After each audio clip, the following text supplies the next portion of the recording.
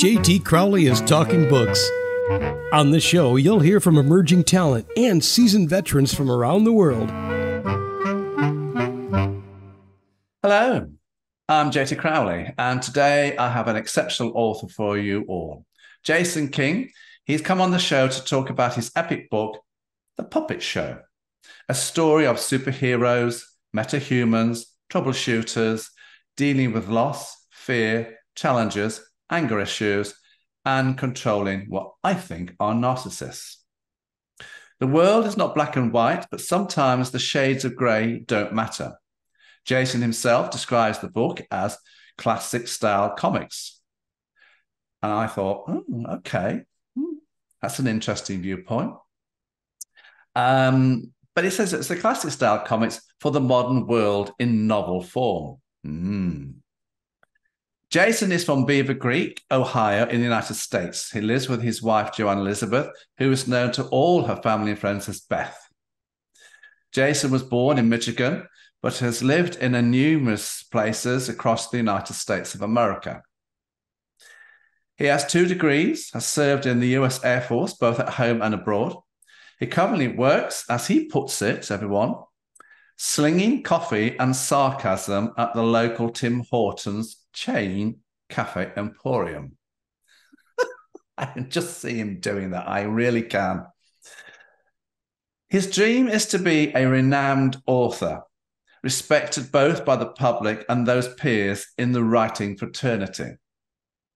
So let's invite him on the show to find out more about him and this mammoth book he has written. Jason King, come and join me. Good evening, John. How are you doing today? I'm doing extremely well, and I am so glad that we've finally managed to connect. Yes, sir. Same here. This, everybody, has been a mammoth connection, but we won't go into that. Now, Jason, before we open the book, would you care to tell the audience a little bit about yourself and why the book, and particularly why the title? I am intrigued about this title, The Puppet Show. Who are you? Why did you write the book? And why the title? Okay. Well, I'm Jason King, as advertised, and that's not a pen name, by the way. That's my actual name. And like as mentioned, I've lived all over the country, but Oregon, Florida, Texas, North Carolina. I was in the Air Force, and I've held numerous jobs, and I imagine each one has shaped me somewhat. Who I am, most importantly, I am best husband, but deep in my soul, I'm a writer. I'm a storyteller, and particularly in written form. And as for why this, I like comics, and I like the classic style, which for me, my generation would be 70s, 80s, 90s, and it's a little different now. So I write these stories because the characters tell the stories to me, and I write it. That's how I've done all my writing most of my life. The name, The Puppet Show, the bad guys behind the scenes are just that, puppet masters, just what they're called. It's kind of a old plot line, the kingmakers behind the scenes pulling the strings and everything, but it's done a little differently in this case. And you're right, there to be one of these people, you have to be a narcissist, and you have to believe that you personally and the decisions you make are best for the entire world, whatever anybody else thinks. And that takes a lot of gall. The only other if you got that much gall, the only other jobs open to you are politician or talk show host. Ooh. Okay. Jason, let's have a look at the book. It's a pretty lengthy book. You know, it's got 588 pages. And the story within those pages is majestically told over 24 chapters. There are a whole variety of characters. The whole cast is absolutely brilliantly blended to make the story. But Thomas Brody, for me, nicknamed Shocking Blue, is the main character. Now, Jason might disagree, but that is just my opinion, everybody. But there you go. And the subject matter is fascinating, with the plot talking about loss, fear, anger, challenges, and incorporating for narcissists controlling issues. I find the ideology behind the metahumans interesting and totally beguiling. Now, before the podcast, you and I, Jason, we agreed on certain chapters so as to showcase the book at its best. But more importantly, give the audience a taste for what is in this book. For the whole concept, everybody, of doing this podcast interview is to give you, the audience, a flavour of what's in the book. It's not about to go into great detail. It's not about to disclose what's happening towards the end, because the idea is that you were tempted to go and have a look at this book, buy it, and find out for yourself what unfolds within these pages. But we're going to go to chapter 1 to start off with. Now, the cast in this chapter is amazingly well assembled, everybody. And all of them seem to be exceptionally gifted in their own field of expertise. For me, the characters, Galvin Urban, Shocking Blue, One-Eyed Jake, Beer, Professor Sophia Malorio, the Magnus, Night Critter, really, really stuck out. Yes, there are other characters, and they all seem to be brilliantly interacting with each other, but not always agreeing with each other. So my question to you, Jason, is, who are these characters? What's their role in the narrative? Why the nicknames? What is smart? And who is the new kid on the block? Cody Blaine, Sharpshot, the masked man. So let's start with the characters. Who are these characters? Okay, Calvin Urban is the tech expert, technology engineer, inventive genius, and he's also the resident skeptic.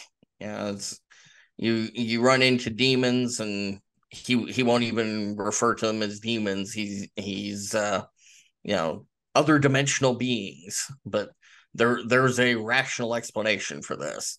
The Magus, on the other hand, is a master of magic, and he's much more open-minded to these things because he knows for a fact that they exist, but he's got his own rough edges. Let's see. Shocking Blue, he's pretty normal for a guy whose skin and hair are blue, and who generates electricity, but he's from Chicago, and he's fairly personable. You could Get along with him, relate to him more. Night Critter is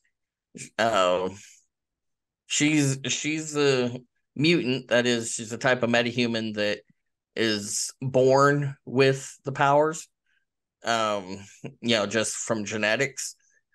And she is kind of a bright spot. She is an example of Christianity at its best. non-judgmental, just, you know, living at peace with herself and others. You mentioned Professor Melorio. Yeah. She is she's the one with she's the brains of the outfit. Like, I mean, even more than Calvin Urban. She's open-minded, a lot more open-minded than he is, and has knowledge over a broader field of studies, everything. She's almost the definition of diversity is our strength. And she's also the adopted mother of B, who you also mentioned, the baby sister. She is. One-Eyed Jack is the creator of SMART. I believe you asked what does SMART stand for? Yes. What does it stand for?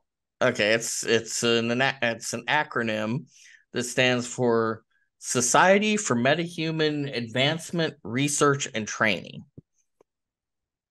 I wondered, but I love the character One-Eyed Jack.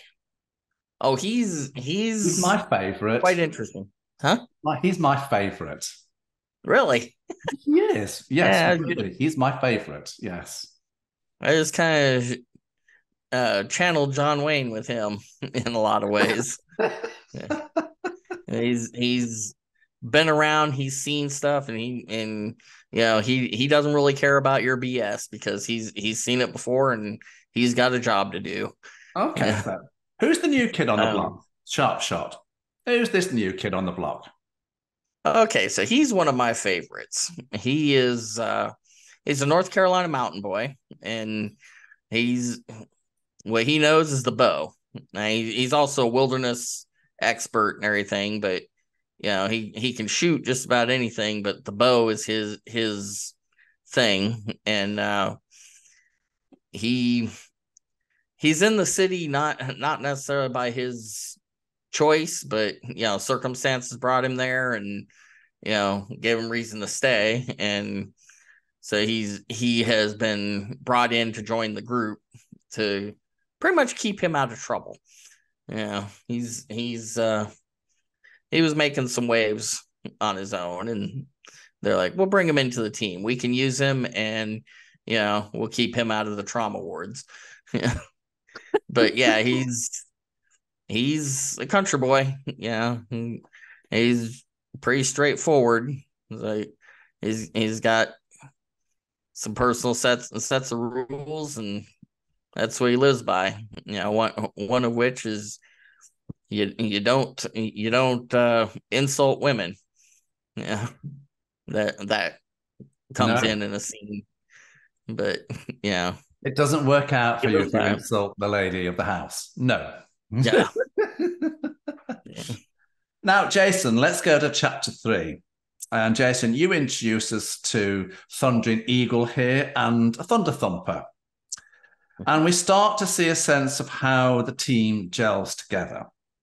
Now, what I'd like to do here is read the first few paragraphs, everybody. So I'm going to read them. And then I'm going to ask Jason to explain to you all what's going on in this part of the book. And also, Jason, where are you taking the reader? And is the story here vital to the whole concept of the book? So just let me read a couple of paragraphs here, okay? All right. This is chapter 3, everybody. It wasn't the entire ceiling, of course, but it did leave a roughly 30-foot by 30-foot hole in that roof. The debris crashed to the floor between Thundering Eagle and the villains, having their approach to each other and drawing their attention upward. Even Meat Slab looked for the source of this sudden disturbance. As they looked up, Shocking Blue flew down through the hole and then pulled up, hovering in place with an energy that blasts ready. The next moment, Baby Sister and Night Crater teleported into the chamber, flanking the group within on either side, Bea to the villains' right, Nikki to their left. Immediately following was Sharpshot, suspended from a rappelling line. He stayed hanging at just about 10 feet above ceiling level, 40 feet above the floor, with an arrow on string. Finally, Professor Malorio descended into view, her anti-gravitation belt and adaptive carbine looking rather incongruous in tandem with her white lab coat, skirt, blouse, and sensible shoes. You are in violation of numerous laws and status, the professor announced clearly. You have a single opportunity to avoid forcible apprehension via the expedient of immediate surrender. That opportunity is afforded to you now, and I advise you not to squander it. I hoped to see you soon, Circle called out cheerfully, clearly delighted to see the heroes. How perfectly wonderful of you to save me the trouble of coming to look for you. But where is Glory Starshield? I especially wanted to eviscerate her. She ended in a pouting tone. So what's going on in this part of the book, Jason? Where you're taking the reader, and is this chapter such a substantial chapter that really starts to reveal what's coming down the line? Okay, well, what's happening is Thunder Thumper's broken into the prison to break out the other two, and the troubleshooters have responded. Thundering Eagle was already there on business of her own. Nobody knows who she is, but when the trouble broke out, instead of just leaving, she went ahead and tried to pitch in to help, and she was quite over her head. But then the troubleshooters have arrived just in the nick of time. Now, of course, they got the problem of they don't know who she is either. So, she's got to establish that she's one of the good guys. But, that's a fairly simple problem. But basically, this is a chance for, as you mentioned, Cody Blaine is a new kid on the block. Like, this is his very first foray as a member of the team, and they need to see how he does. And it does show how the troubleshooters work together, and it introduces Thundering Eagle, who is very important to the ongoing plot of the book. So, and it shows Circle and Meat Slab, who were introduced in an earlier book, and introduces Thunder Thumper, who while not necessarily super important going forward, he is a presence going forward through this and future books. He's an interesting case. Oh, you asked before about why the nicknames. Yeah. In comics, there's always two identities. You got the costumed identity, and then you have a code name, and then your own identity. And the code names, I always try to make mine match the people's powers and other such.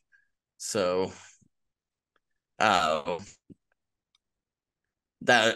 why I like Shocking Blue. He's blue and he uses electrical powers, that kind of thing. And Thunder Thumper, he punches things, there's an explosion, and so and Thundering Eagle is winged and she uses sonic powers, like her voice. So and yes, I'd say it's an important very chapter in the book, isn't it? It is. It's kind of a hinge. It's a nice battle for people who like action and everything, but it also opens a door for going on to the next stage of the story. So now let's go on to the next stage.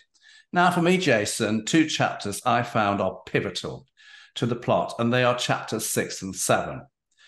They're pivotal, for I understand you introduced the puppet masters, who are fascinating to say the least. But when I looked at their characteristics, their background, and their objectives, but in this area of the book, you also introduce the manipulators. And again, their characteristics and motives are quite revealing. What I liked most about this section of the book was the first sign of a huge clash of the troubleshooters and the manipulators, and the lengths some members within those teams will go to protecting their teammates and their beliefs and judgments. Now, Jason, in your own words, can you give the audience a glimpse into what is going on in this section of the book? Because I loved these 2 chapters. It's powerful. There's a lot of energy going on here. But you tell the story here. You wrote it. Okay, well, the puppet masters they want to rule the world, right? But ruling the world is a lot of work, so you have to have minions. If you're going to be a villainous overlord, you got to have minions. And in a world that is rediscovering metahumans, you got to have some metahuman minions, or you're not going to get too far. So the puppet masters have gathered together these various, mostly criminals, and form them into a team called the manipulators. And they, through carrot and stick, they get them to work for them. But the problem is, these are criminals, and the problem with crime is the company you end up keeping. You don't get the best friends and everything when you're a criminal, and you don't. Most of them are. Huh? You don't get the best friends, do you? Oh no. This whole honor amongst thieves. Yeah. Well, but yeah, they're some of them are, well, they're all pretty, got pretty high opinions of themselves, and some of them are very mean-spirited. You mentioned narcissists, and that describes the puppet masters perfectly, but it describes some of these manipulators pretty well too. Now there is one who they brought her in thinking of her as a criminal, but she doesn't see herself as a criminal. She sees herself as basically a vigilante and anti-terrorist. But since she's not working for any government, some see her as a criminal. She is one, possible breaking point for them. But the problem is all these strong personalities and uniting them via money, or we hurt you if you try to back out, only gets you so far. So in chapter 6, you meet these people, and then in chapter 7, they have their first mission, and that brings them into conflict with the troubleshooters. Basically, they're raiding the same prison that they just had the one attempt on, and they catch the troubleshooters there trying to fix up the prison to hold metahumans, and they do all right because they catch them by surprise. They do, don't they? Yeah, they do catch someone by surprise, and they do all right. Yeah. Mm-hmm. Okay, and I want to go now, Jason, to towards the middle of the book. Okay. For chapters 11 through to 13 and 14. Mm-hmm. Now, I get the sense and feeling that things are hotting up here. Tempers are hotting up. Tensions within some of the teams is fracturing under pressure.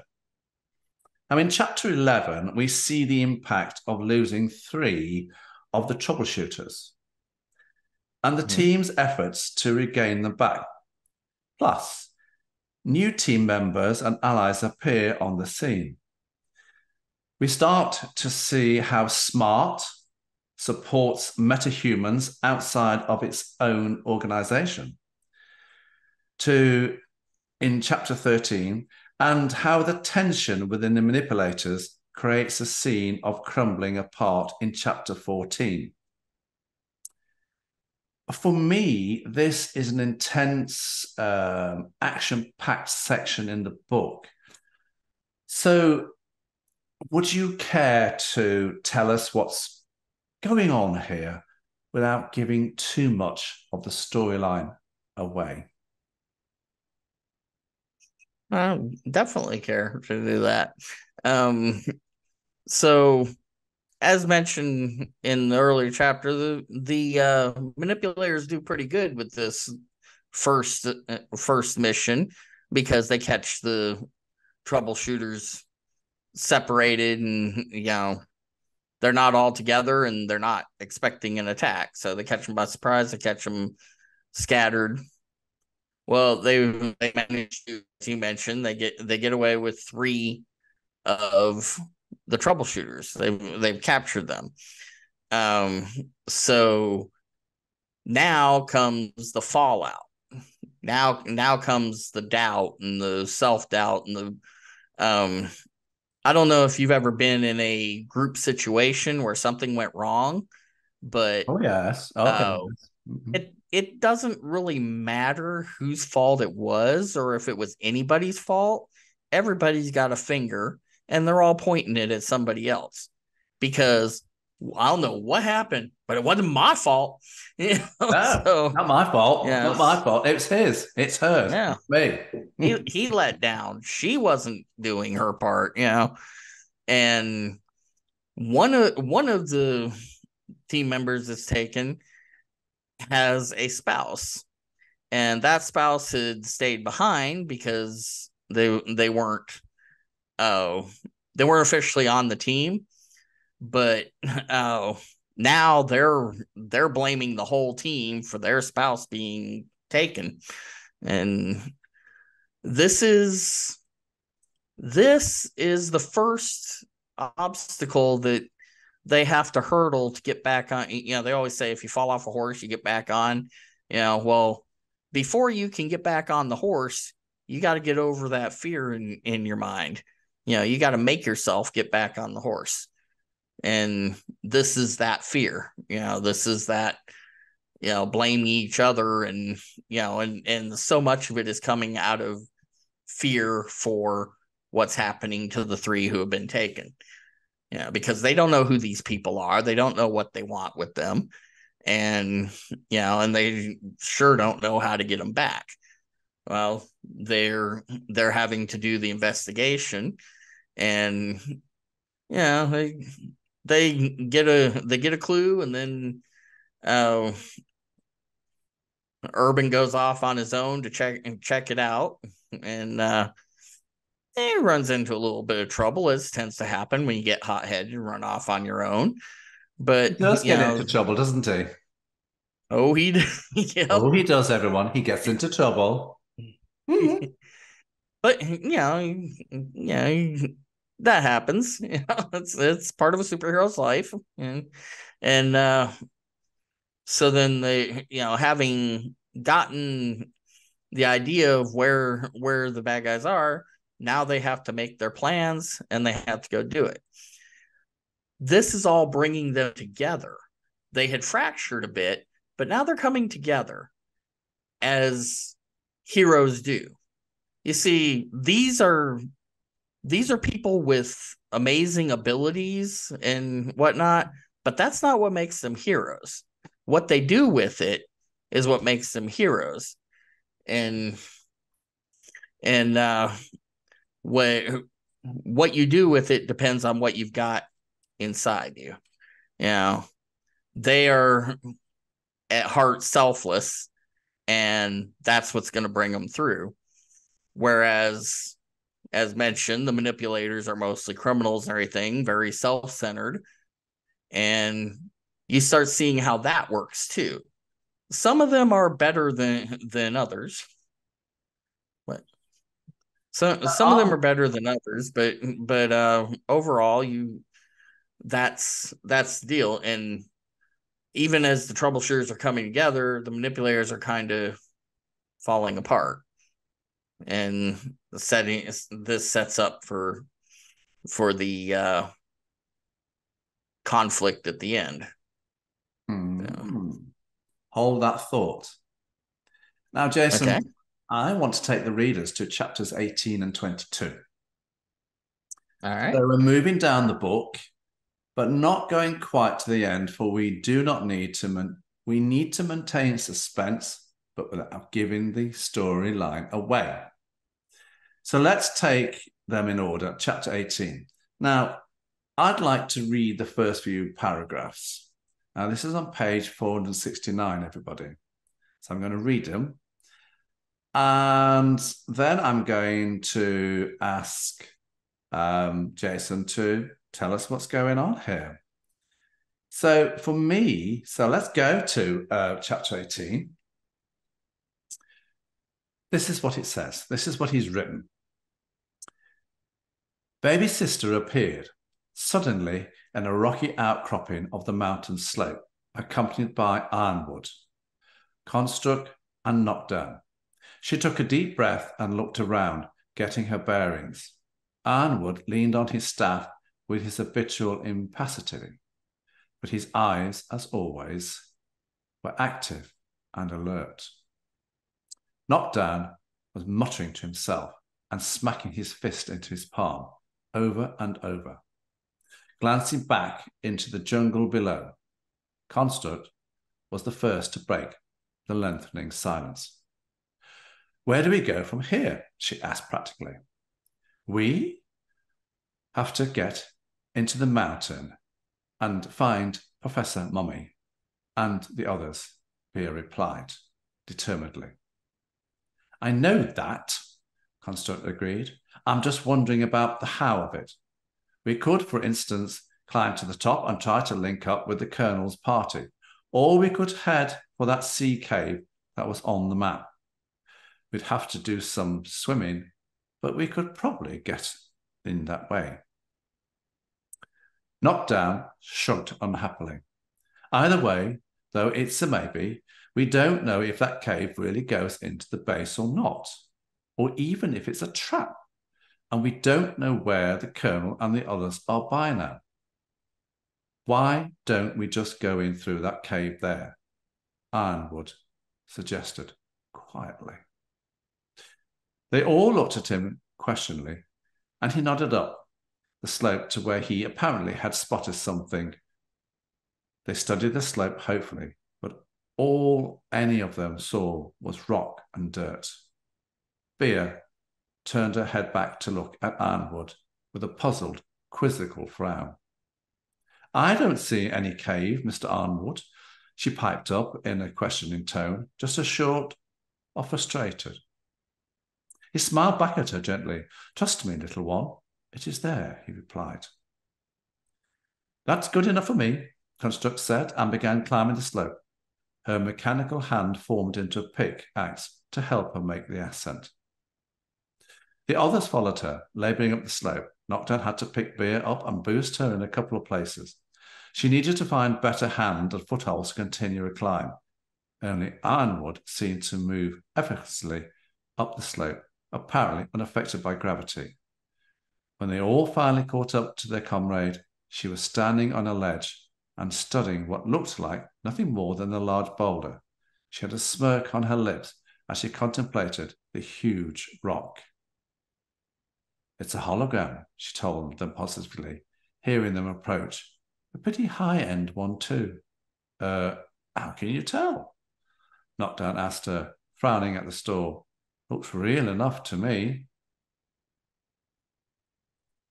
So I found this, an extremely important chapter. What's going on here? Okay, so They found the manipulator's base, the puppet master base where the manipulators are, and they made their attack. They're in a mountain. The base itself is inside a mountain, a volcano, as a matter of fact. They're using geothermal heat for the energy for their base. So they make a two-pronged attack. The Colonel One-Eyed Jack really leads one party in through the top from the air, and then another party came in by land. Okay, these people are that party, except they have had to leave Sharpshot behind in the jungle to face Thunder Thumper and Circle alone. So they had to do it because they had to go forward and do the mission, but they're worried about him, and they're worried about their other comrades. So and they're frustrated because they can't find the way in. These three they're not ones that were on the team from the beginning. In fact, the three with B are people that they recruited for this mission. They're not official troubleshooters at all. Knockdown and Ironwood are prospective members. They're in training, but they've kind of had to be brought up to the front lines. And Constructs is actually their construction engineer, the foreman of their building teams and everything. She is a metahuman in fact, she's bionic. She's lost an arm, and it was replaced with a bionic arm that can meld itself into different types of tools, such as the pickaxe she used to climb up the mountainside. But they are looking for the way in. Her expertise with holograms and such has helped her to discern this hologram that's covering the cave that none of them saw except for Ironwood.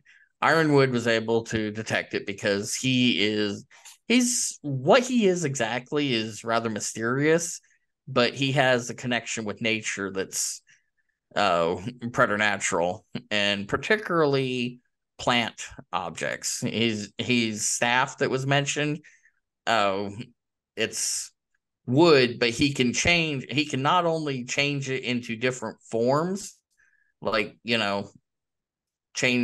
put a face on it or whatever. He can not only do that, he can change the type of wood that it is. So he's able to tell when there's a cave there that's being hidden. Yeah. Wow. So, Knockdown he's your standard somewhat durable and strong type, and he's a fighter. Yeah, he's a boxer by trade. I just want to go to, still on chapter 18, everybody. I'm just going to read a little bit more, which is further down the chapter here. And it's on page 474. With an explosive punch, Thunder Thumper shattered a jungle palm tree. His actual target, Sharpshot, had somersaulted out of the way of the blow. Coming up on his feet, bow in hand with arrow nocked, the bowman fired the arrow straight into his opponent's right buttock. Due to the toughness of Thumper Thunder's hide and his kelver pants, the arrow didn't penetrate very far, but then Sharpshot didn't need it to. His purpose was to hold the big man's attention, not take him out. Yet he deemed it a success.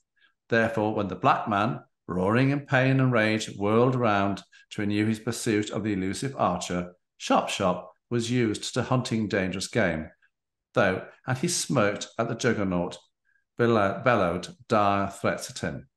You damn jackrabbit, you can't avoid Bill Edmondson. Forever once I get my hands on you. I don't have to dodge you forever, Thunder Thighs, Sharpshot called back. just until you trip over your own clodhoppers and knock yourself out. That should be just about any minute now.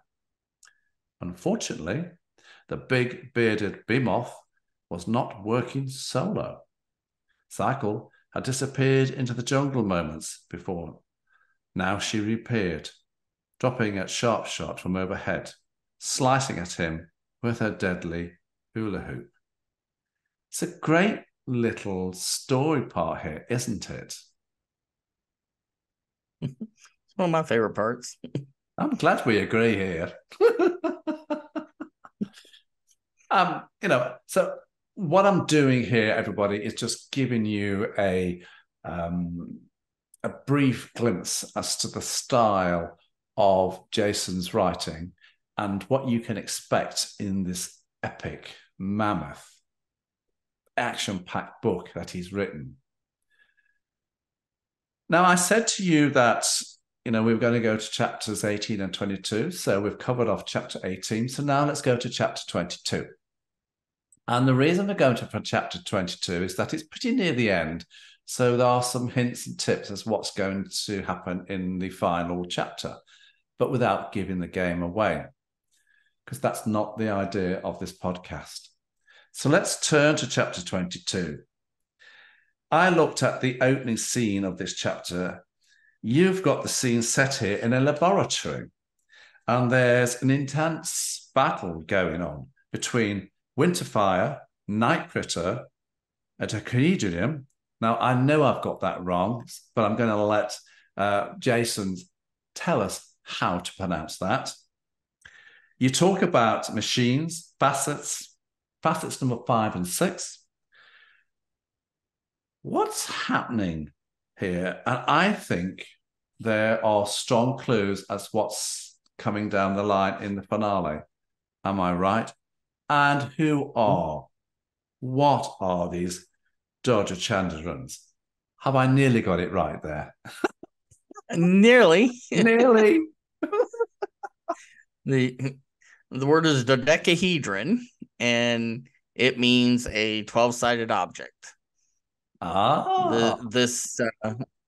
This machine, it hovers, and it's a 12-sided spheroid, and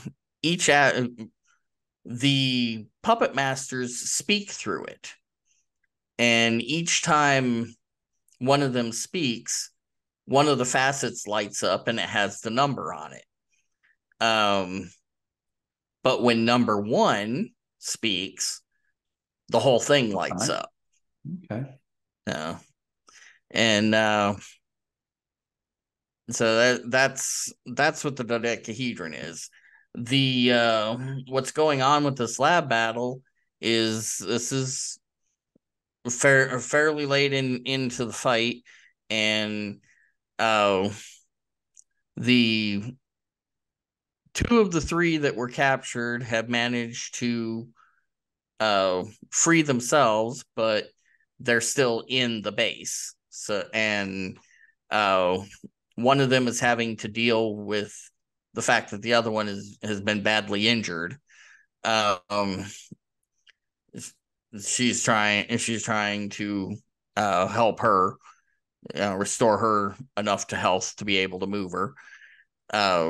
So the other one had to go and try and link up with the troubleshooters coming in. She found one of them, but this dodecahedron found them and has driven them back to this lab.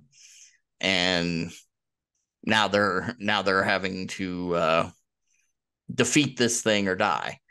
It's got missiles and lasers and stuff in it that it can pop out and shoot at them and everything, and it's a classic fantastic comics brawl, but yeah, this machine is basically the on-site presence of the puppet masters. Of course, the puppet masters themselves are elsewhere, away from danger, because this kind of person is Well, that's what minions are for. Yeah, you have your minions face the danger and the fallout of battle. You don't put yourself in that position. Yeah. So This book, Jason, was this a labor of love or a tortuous journey at times, or a mixture of both? I'd say a mixture of both, but I leaning more thought you towards would. the labor of love. Yeah, I mean, there any project that you do, there's going to be times of torturous labor. I mean, but by and large, yeah, it's a labor of love. I love writing, and this book came a lot easier than the first one had, and it's I guess I was getting my stride and everything, but yeah, it was fun. It was a fun romp. I just hope that my readers will enjoy it as much as I enjoyed writing it. I'm sure they will. What's coming down the line? What's next for you, Jason King, as an author? Any more books coming? I have more of the books in this series already ready, and I'm always working on my latest one. And, haven't even come close to running out of ideas on that. Plus, I have a 7-part fantasy series that I'd like to get. I wrote that back in the 90s. I'd like to go ahead and get it cleaned up and published at some point. And You must have been young then, back in the 90s. oh yeah. See, yeah, I was late teens or early 20s in the 90s. So, but yeah, I was wrote that 7-book series. I wrote another two book. I guess that'd be a duology. Um, also fantasy, but a whole other world. And yeah, so I've got no end of books to publish when I can get them done. Get them published. But Is yeah. is that in between? Is that in between slinging coffees and sarcasm at Oh Tim yes. Hortons? Oh yes. That's just what I do for some spending cash. Yeah. Writing doesn't pay much until, well, you get your big break and suddenly it does. Which may or may never come. Yeah. I mean, how long was it before J.K. Rowling, made got her break? So She just got lucky. That was she just got lucky. But anyway, who do you write your books for? Who would you like to see, reading your books? well, the easy answer to that is everybody, but I guess this would probably be young adults and better because there are some adult themes to it that might not be appropriate to like little kids, but then again, those kinds of things, well, I was gonna say those kinds of things tend to go over their heads, but these days maybe not so much given what they see on TV and everything. But yeah, definitely young adults and up. Anybody that likes superheroes, or science fiction or fantasy for that matter. There's some of everything in comic books, and in this series. So Where can people get your books from? okay, you can get it off of barnesandnoble.com, amazon.com, iUniverse's publishing is like iUniverse.com or something like that. Yeah, unfortunately, you can't get them out of brick and mortar stores. You have to go online and order them. Or I'm told if you go into a brick and mortar store, you can put in a special order for it. But, they may also just tell you, well, go online and do it yourself. Yeah. So. Probably the latter. Probably. Probably the latter. Jason King, thanks for joining me on the show today. Thanks for having me. Oh, and thank you for the huge pleasure of giving me the opportunity to look at your book, The Puppet Show, everyone. Jason King, everyone. I'm JT Crowley. Thanks for listening, watching, wherever you are in the world. Until next time, stay safe.